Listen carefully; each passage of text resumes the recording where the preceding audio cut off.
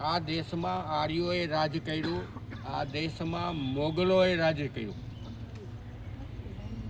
અને આ દેશમાં ઔરંગઝેબ જેવા કટ્ટરવાદીએ રાજ કર્યું, પણ એને ક્યારેય વિચાર નહોતો આવ્યો કે આ દેશના ભાગલા કરું.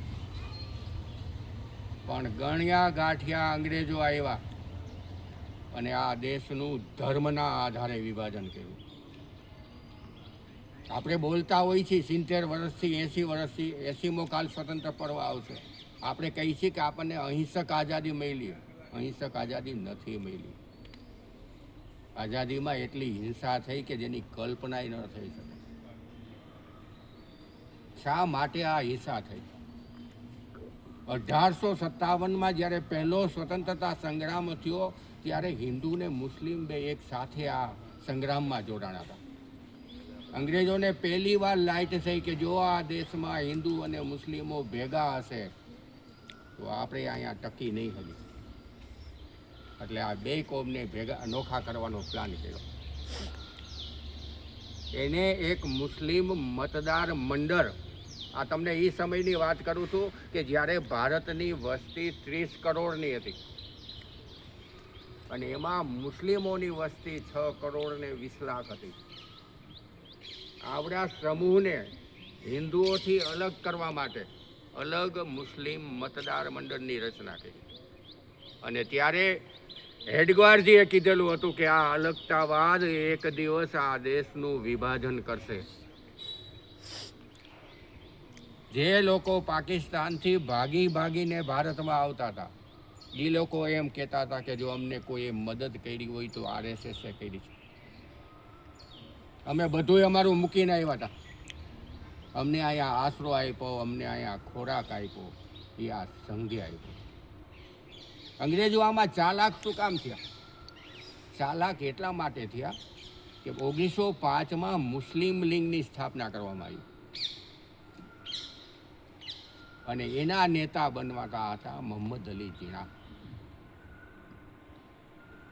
કહેવાય ને કે ગધેડાની આગળ જેમ ગાજર લટકાવો ને ગધેડું દોડ્યું જાય ને, એમ ઝીણાની આગળ અંગ્રેજોએ પાકિસ્તાન નામનું એક ગાજર લટકાવી દીધું અને ઝીણો દોડતો થઈ ગયો. એની કલ્પના નહોતી કે આવું મોટું પરિણામ આવશે.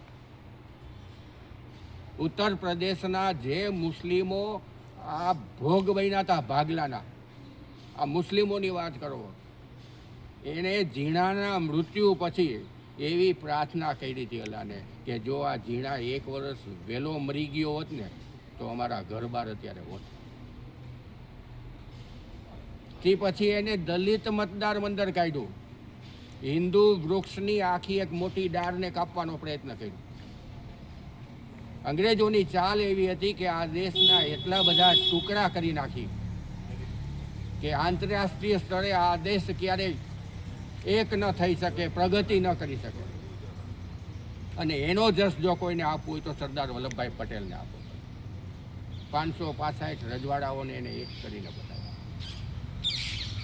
ભાગલા માટેની જે રૂપરેખા હતી રેડ ક્લિફે લઈ દીધી અંગ્રેજ અધિકારીઓ, જેણે ભારત જોયું નહોતું, જેણે ભારતની ભૂગોળની ખબર નહોતી. 3 જૂન અને 15 ઓગસ્ટ વચ્ચે 72 દિવસનો સમય હતો. 72 દિવસમાં આ ભાગલા પાડવાના હતા. એને ભાગલા પાડ્યા 17 ઓગસ્ટે. એણે એક એવી રેખા ખેંચી નાખી કે એ અડધું ગામ આ બાજુ, અડધું ગામ આ બાજુ, અડધું ખેતર આ બાજુ, અડધું ખેતર આ બાજુ, કોઈના મકાનનું રસોડું આ બાજુ અને રૂમ આ બાજુ. સૌથી વધુ બંગાળ, પંજાબ આ સરહદ રાજ્યો ભોગ બન્યા. વચ્ચે વચ્ચે મુસ્લિમ તુષ્ટિકરણની એટલી બધી મર્યાદા વટી ગઈ હતી કે એક ખિલાફત આંદોલન ઉપડ્યું હતું. ખિલાફત આંદોલન ઉપડ્યું હતું તુર્કીમાં. એનો રેલો આવ્યો ભારતમાં. તુર્કીના ખિલાફત વિરુદ્ધ મોકલાઓએ આંદોલન કર્યું ને એ મોકલાઓ હારી ગયા. એનો નારો હતો અલ્લાહુ અકબરનો. ત્યાં વખતે ભારત માતા કી જય એ નારાના બદલે આ નારો સર્વસ્વ બની ગયો અને એનું પરિણામ એ આવ્યું કે 1500 લોકોની હત્યા કરવામાં આવી. અને 20,000 લોકોને મુસ્લિમ બનાવી દેવામાં આવ્યા. એની સામે બે વસ્તુ રાખવામાં આવતી હતી, એક તલવાર અને એક કુરાન. ત્યાં પછી બીજું એક હત્યાકાંડ થયું જેનું નામ હતું નોઆખલી હત્યાકાંડ. એ હત્યામાં 15,000 લોકોની હત્યા કરવામાં આવી. એક આખા ગામનો આખો કૂવો હિન્દુ અને શીખોની લાશથી ભરાઈ ગયો.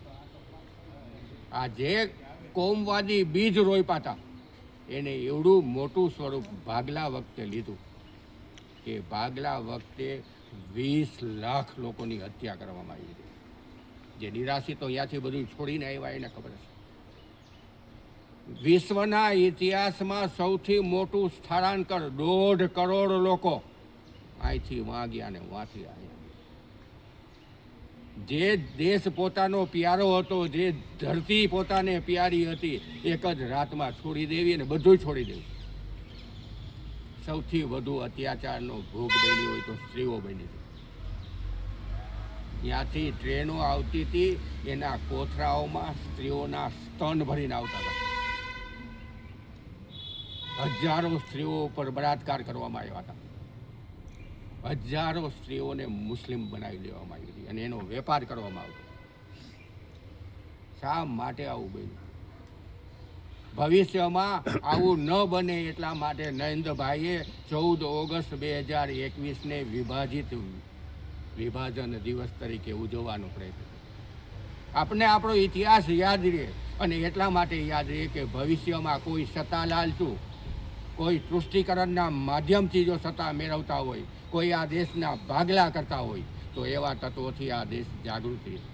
ભવિષ્યમાં આવી ઘટના ન બને એના માટે આ બધાય જાગૃત થાવ. એ જ સાચા અર્થમાં વિભાજન વિભીષિકામાં ભોગ બનેલા લોકોને પ્રણામ કહેવાય. હાલનું જે સ્ટેટ રેસ્ટિટ્યુશન છે એનું